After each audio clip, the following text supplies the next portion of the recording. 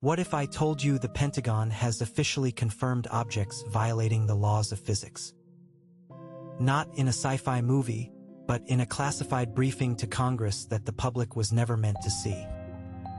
The All-Domain Anomaly Resolution Office has been hunting non-human technology for years. And their latest findings are more disturbing than any grainy black and white footage from the 90s. We are talking about objects that can drop from 80,000 feet to sea level in seconds. Craft that enter our most restricted airspace, then vanish without a physical trace. Think that's alarming? Wait until you hear about the mothership hypothesis.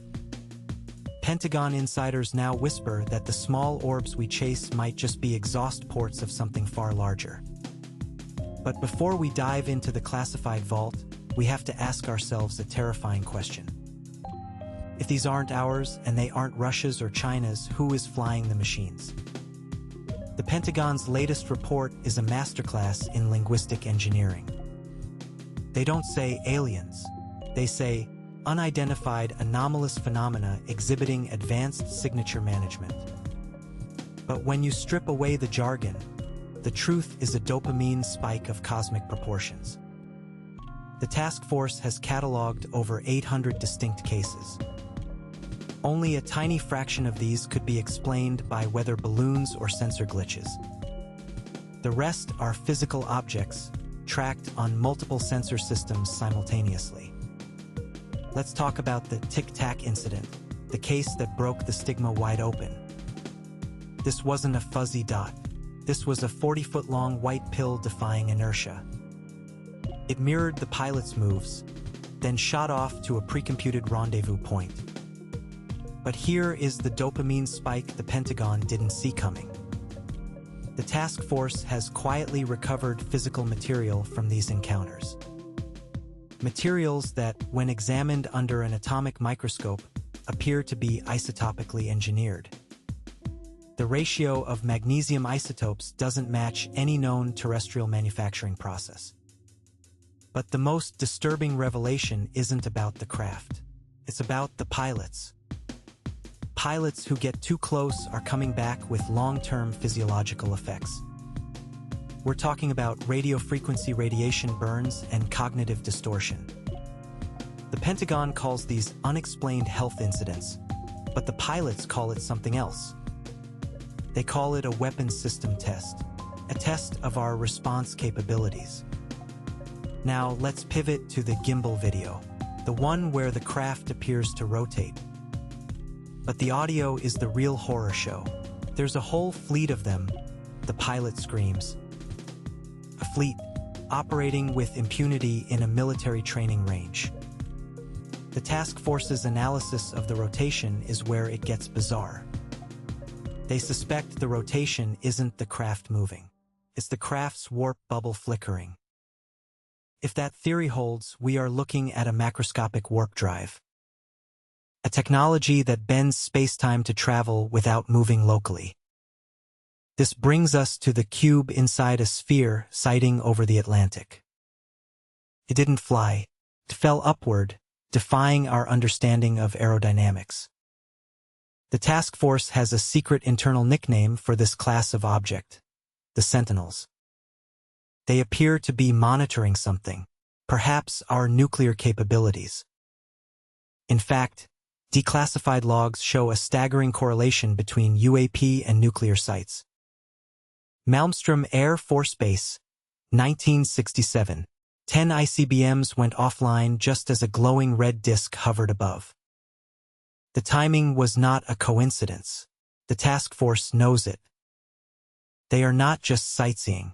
They are demonstrating a capability to disable our ultimate weapons. But here is the pattern interrupt that breaks the entire narrative. These objects don't discriminate by nation. They swarm Chinese carrier groups just as often. Which means this isn't a foreign adversary program.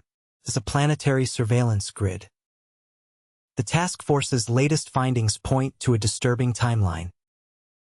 Incursions are increasing by 40% year over year. Why now? Dr. Sean Kirkpatrick offered a chilling hypothesis before his departure. He suggested that our noisy transition from analog to quantum computing might have rung a dinner bell. A technological singularity event. We lit a beacon without knowing it. Let's dissect the metallic orb phenomenon sweeping the Middle East.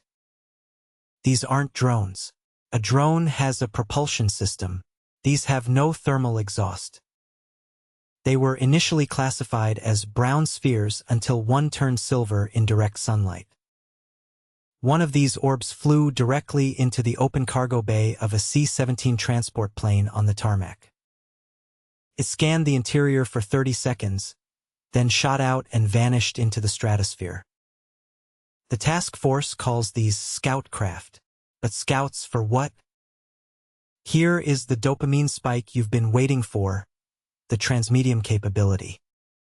The ultimate payoff of the task force's research is the confirmation of vehicles that fly in air and water seamlessly. Water is 800 times denser than air. A vehicle shouldn't be able to do this without breaking physics. Unless it's not pushing the water aside. Unless it's creating a vacuum cavity around itself.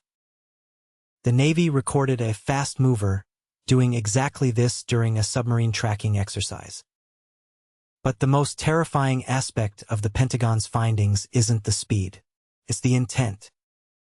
ARO has logged dozens of near-miss collisions with commercial aviation. A mid-air collision is a statistical inevitability if the incursions continue. The pilots are terrified. The passengers are oblivious. So what is the official explanation? The one the Pentagon feeds the press? They claim it's sensor spoofing and adversary drones. But behind closed doors, the story changes. Part 2 covers the official explanation, and why every single one of their debunkings falls apart. The truth is no longer out there. It's buried in a SCIF in the basement of the Pentagon.